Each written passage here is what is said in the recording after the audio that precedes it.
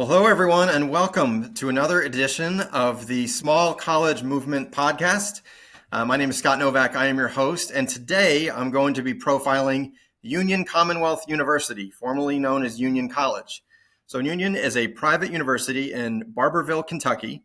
The university was founded in 1879, is affiliated with the United Methodist Church. Union's approximately 825 undergraduate students representing 27 states and 9 countries. They have a 100-acre campus in southeastern Kentucky. Approximately 44% of the students live in 3 residence halls and apartments on campus. Union Commonwealth offers a Bachelor of Arts and the Bachelor of Science degrees, and the college also offers Master of Arts in Psychology and Education. Additionally, new programs at the master's level include Master of Business Administration, Master of Science Administration, and Master of Science in Athletic Administration. Union Commonwealth University is a cooperating member of the Kentucky Institute for International Studies, and the college joins with a number of other Kentucky colleges and universities to provide summer study opportunities in 10 different locations, including ones in Argentina, France, Spain, Mexico, Germany, Austria, Italy, and Ecuador. The campus includes more than 100 gently rolling hills covered in overhanging elms, mountain laurel, and Georgian architecture. And the Wilderness Road spans the east side of the campus, and Cumberland Gap National Historical Park is about 30 miles away. Union Commonwealth University's athletic teams are called the Bulldogs and the Lady Bulldogs, and they are a member of the National Association of Intercollegiate Athletics, primarily competing in the Appalachian Athletic Conference for most of its sports since the 2002-2003 academic year. Some notable alumni are Lindsay Davis, Bishop of the United Methodist Church, Flem Sampson, the 42nd Governor of Kentucky, Philip Allen Sharp, who's a co-recipient of the 1993 Nobel Prize for Medicine for work that altered science understanding of the structure of genes, and William Stanfill, a member of the United States Senate from Kentucky. And an honored guest today, an alum, is Lisa Jordan, the CEO of Mindpower. And I'm also happy to welcome Jenny Brower, who's also the president of Mindpower, as my guest on the Small College Movement podcast today. I'm very excited about this because we've been friends for a long time. So this is an exciting one for me. So with that, I just want to welcome you, Jenny, and welcome you, Lisa, to my podcast. Thank you. Thanks for having us. We are excited to be here. Well, I'm really excited to have you guys on, and tell us, let's start off talking a little bit about yourselves, how you got into the higher ed space, and we'll start with Lisa since I mentioned Union, and so Lisa, give us a little background about your experience. Well, small colleges, you can hear 825 full-time undergraduates right now. If you add, grad students, it's 1,500. So this, my experience was just incredible. I had no idea what I was going to do when I grew up, right? I'm the first person in my family to go to college. My parents didn't have that opportunity. They graduated. My mom graduated after I did at Union Commonwealth. So I watched her, she watched me cross the stage, and then I watched her. I thought I was going to be a teacher. I did my undergraduate and graduate work in education. And then along the way, ended up moving away for a while after undergrad. Got recruited back to Union by the provost, the academic dean at the time, who said, we need somebody who loves this place, who can talk about this place. And so I was an admission counselor in 1991, started out in admissions, near and dear to my heart, admission folks. All of you out there, admission folks at small colleges, I see you, having done it for a number of years. So I ended up staying at Union for 13 years in mostly cabinet level positions in student affairs and advancement. So when Phil Sharp won the Nobel Prize, I remember where I was because he was one of my prospects. Yeah. And so that was my path. I had no idea that I would end up, a partner with Jenny and a CEO of a national marketing agency for higher ed as a young Appalachian girl whose parents didn't have the opportunity to go to school. So the small colleges, to me, as you can hear, they have a special place in the world, and I'm grateful to have been able to attend one. Yeah, it's a great experience. Obviously, I'm a graduate of small college too, and I'm excited to have you guys on. We'll get into it to talk about Mindpower and your thoughts on creativity in the small college space. But Jenny, I'd love to, Jenny and I used to work together, so way back when. So hopefully I'll be part of the discussion about where you've come from and everything else. But tell us a little bit about your background. Yeah, I have always been on the agency side within the world of higher ed. I have not worked for an institution, but have worked with many institutions. And right, Scott, you and I started really in this kind of side of the work together over 20 years ago. I think Yeah, I'm knocking on 23 years that sounds working right. for a higher ed focused agency. And so we Yep. started at Stein together and had, kind of got our feet under us.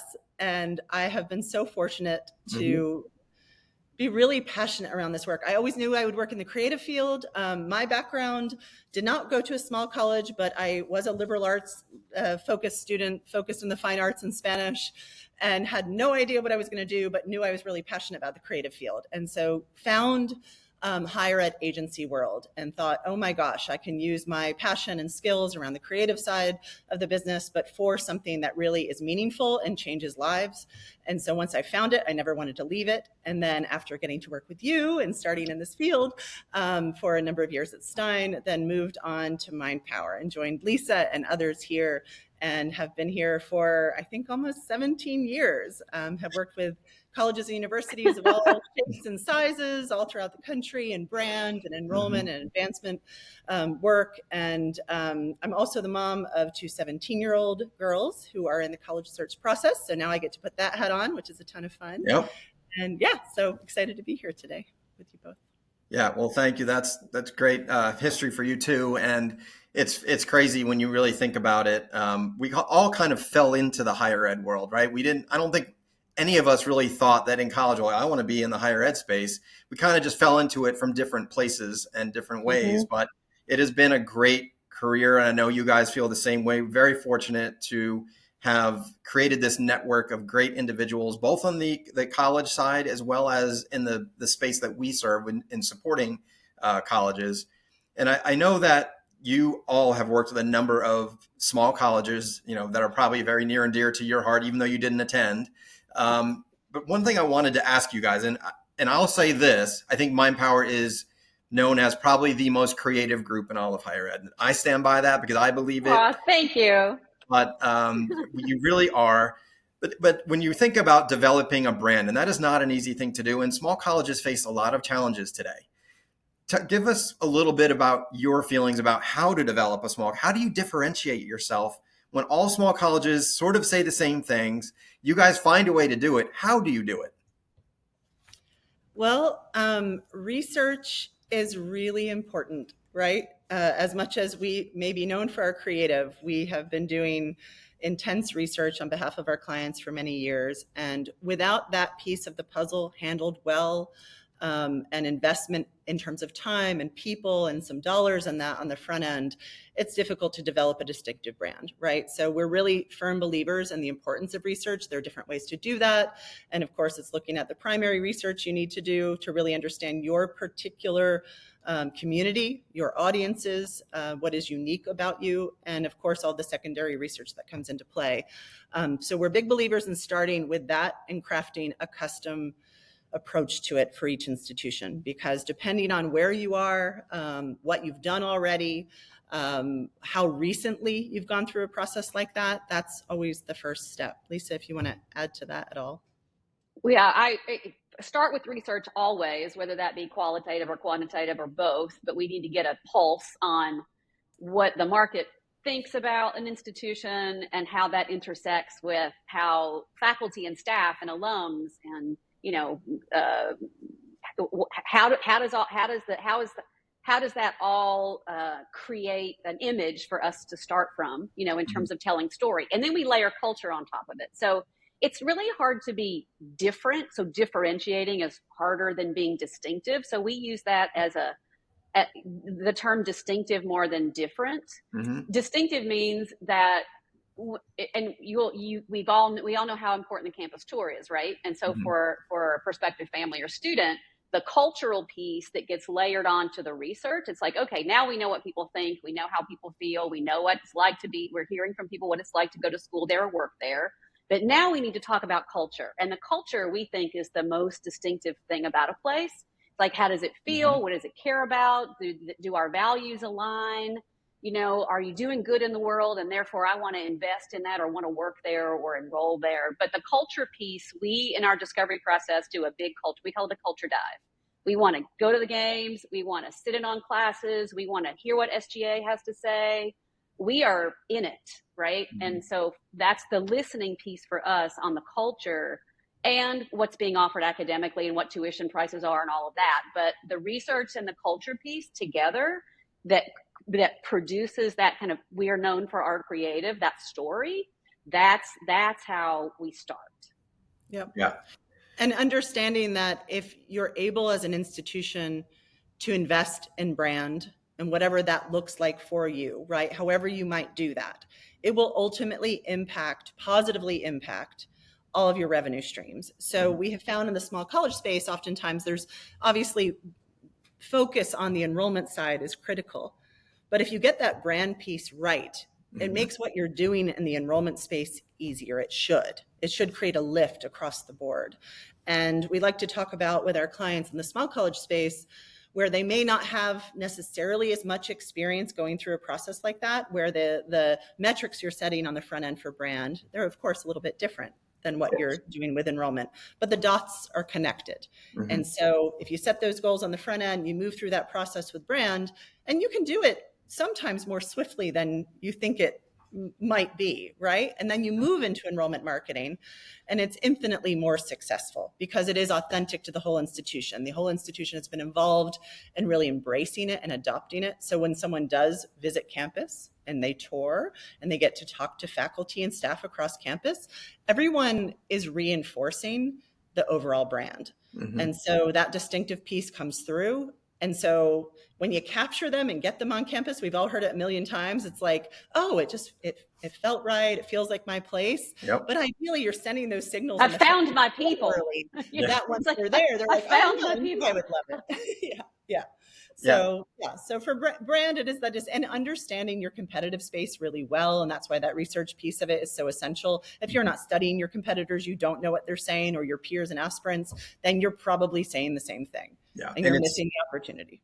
It's so easy for a small college to fall back on the same themes, right? You hear it all the time. And I know you guys must do this. You go and you ask the question, what makes it unique? And they say, well, we have small class sizes, right? Well, we were a family here. Well, we know everybody.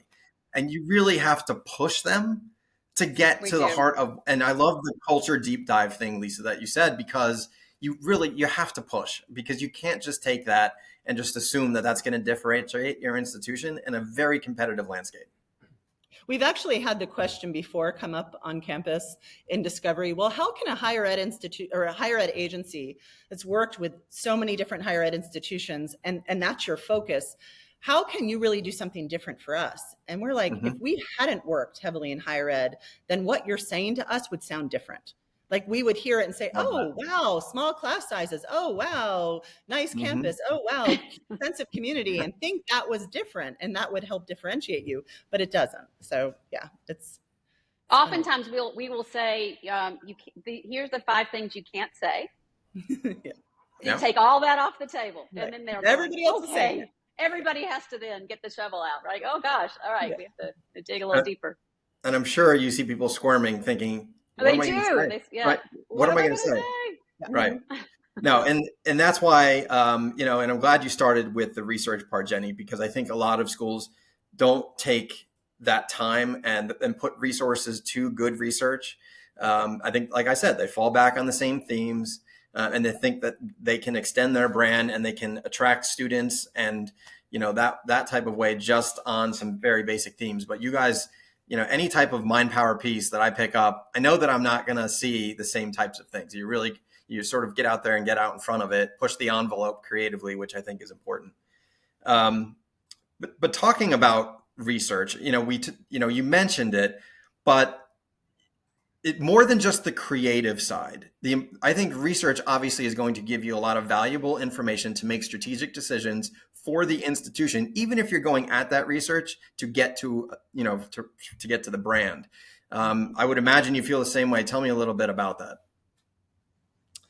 Oh yeah. I mean, and let us say this, we're big believers in key brand research getting conducted every 2-3 years, Okay. if possible, right? Yep.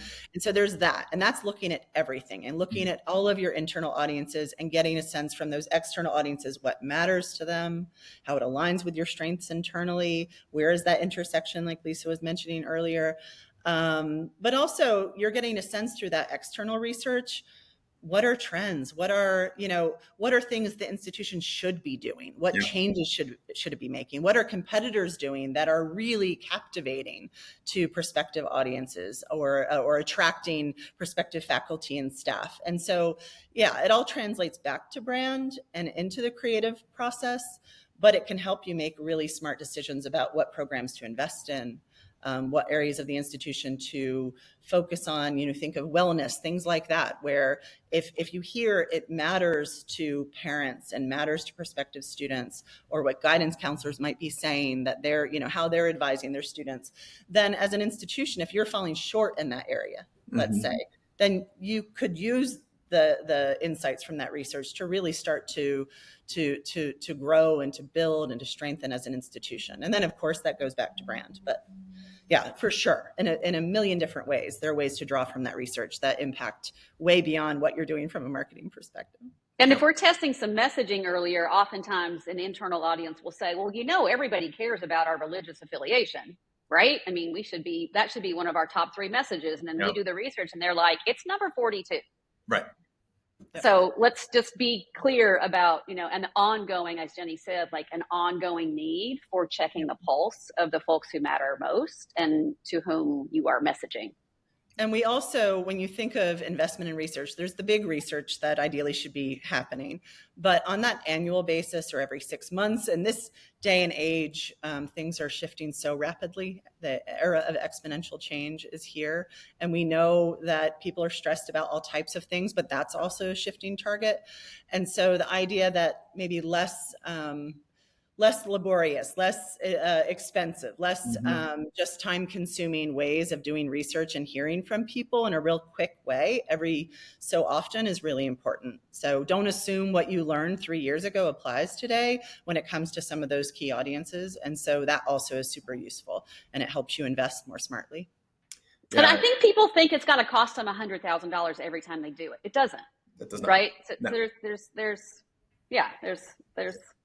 And ways to do it and ways to budget for it. Yeah. Make sure you're reaching out to people, what matters, what's on their minds, and then can you make smart decisions about that and do it more efficiently and swiftly. Yep. And I agree that it needs to be done more often, and especially, which we won't get into because that's a whole nother podcast for another day, in today's environment, you're constantly needing to be, at the forefront of understanding what changes are happening and why. There's not a lot of why, but nonetheless, you constantly have to be learning and better understanding why students are interested, why they're not, what changes are there, like how it's going to affect financial aid, all different kinds of things. Exactly. So, totally agree. Yep. A little bit, I wanted to get a little bit about staffing at small colleges. We talked, Lisa, you mentioned in your sort of intro that you started as an admissions counselor, as did I. And, one of the things that, you guys can do the best brand work out there, right? You can creatively talk about an institution in the best way possible. And if you don't invest in your staff and the people that are out there selling that institution, that institution to your constituents, whether it's students, parents, alums, or whatever, all of that can go flat.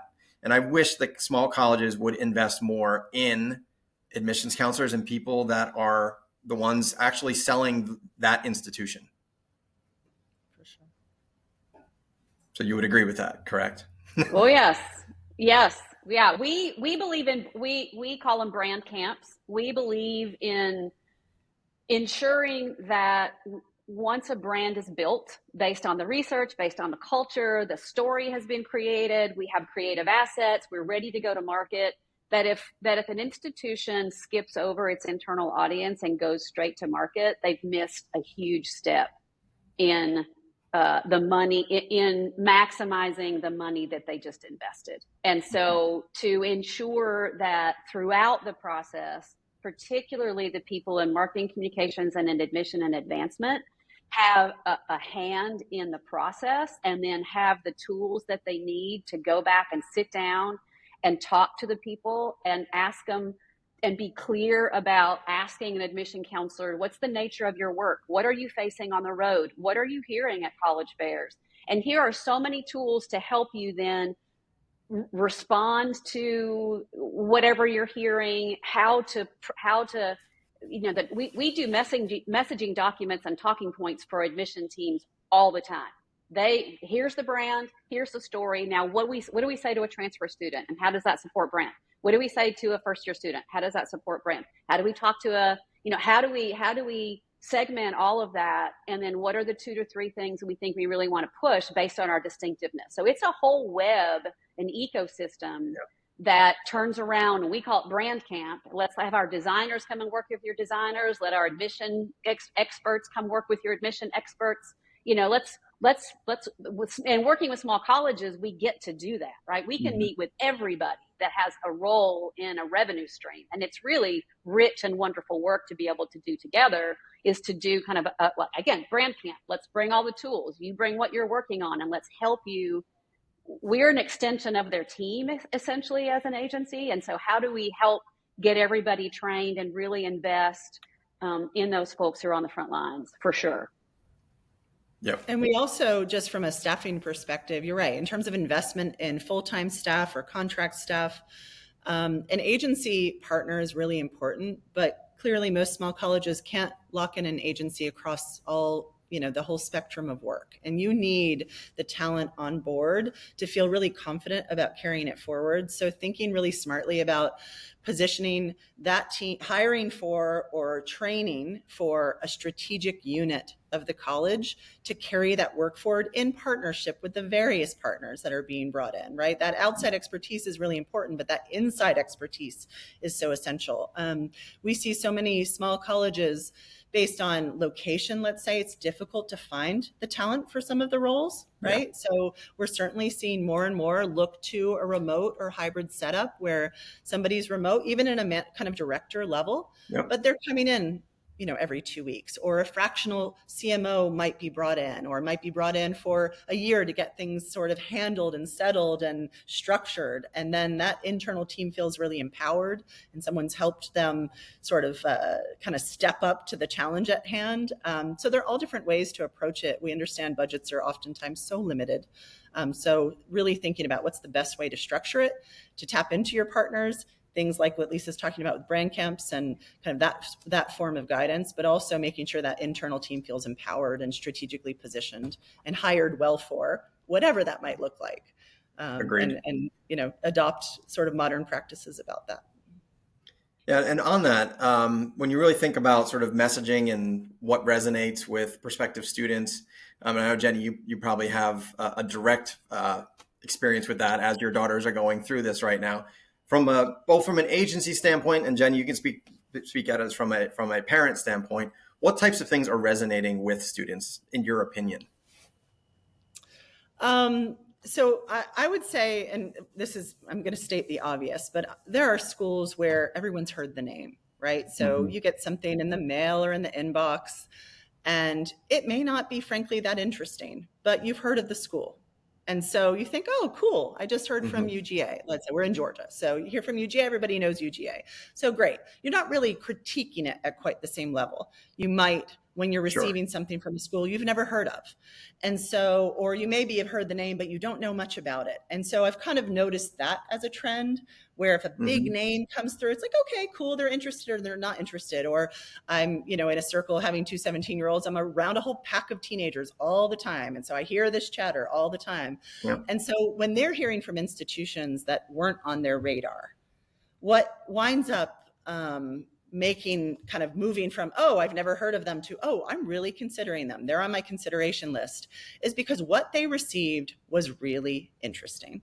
I mean, it stood out. It was different. It reflected back to culture. And it's rare. I mean, that's the thing. I mean, we're receiving, we're in SAT, PSAT, AP land right now. So the mail's coming in like crazy. And I would say 1 in 30, 40, 50 pieces they might hold on to and put aside and share with their friends or share with us. The rest go in the recycler because they are saying almost exactly the same thing. And they're from schools they're just not familiar with, right? So it's a missed opportunity in that case. So I would say as an agency, we believe in that. We want to help a client stand out and stand out authentically. That is we're driven to do that each and every time with every single touch point. An email, a postcard, the website, a social post, because you never know when you're going to turn someone away because it was so generic, right? You don't want to lose them at the first touch. That also translates to admissions counselors, in college fairs or visiting schools. If they're saying, like we were talking about earlier, something generic, oh, we're a small school and we're all about community. Well, so is everybody else. So okay, tell me something new. And everybody has a clock tower, right? Yes. To put on the front of something. Everybody has a clock tower.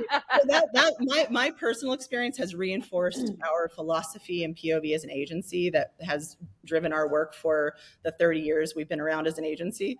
And so all it's done is reinforce it. I'm like, oh, I'm seeing it in real time now. And this is what's happening. And I'm so excited when they finally see something. They're like, look, this is interesting. It's different. It stood out. So yeah. It captured culture. They're like, oh, I can see wait. We often ask the question, what would the public be absolutely blown away to know? Right. Give us 5 things that they were like, wait a minute, Flagler College does this?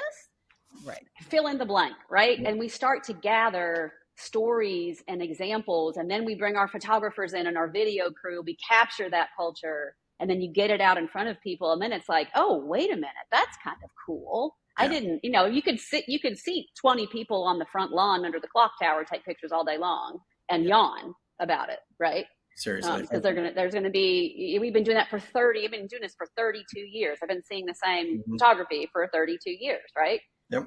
But that's that culture piece and that capturing it and the importance of investing in creative assets, which we may or may not get into today, is critical to that story. Yeah, and I feel like in some respects, and we've been doing this a long time, as we've said. I feel like too, there's been a bit of a change in that students and parents are. Back in the day, back 10 years ago, you would never say the term return on investment, right? It's like that's a no-no. You don't talk about it as an investment. You talk about, just as a 4-year experience. But I feel like now what you're getting out of that, whether that be careers, outcomes, internships, opportunities to study abroad, are things that I see a lot more of, when that's good, because I think there's more to the small college experience than being in a small rural 100-acre campus in the middle of Pennsylvania or Kentucky or wherever. It can take you farther, more than just that. And I think that's an important part of communicating that today, that it wasn't even years ago. Yep, absolutely. Yeah, in terms of, I get to do this work. I walk through the world saying, I get to do this work. Yep. I don't have to do this work. I get to do this work.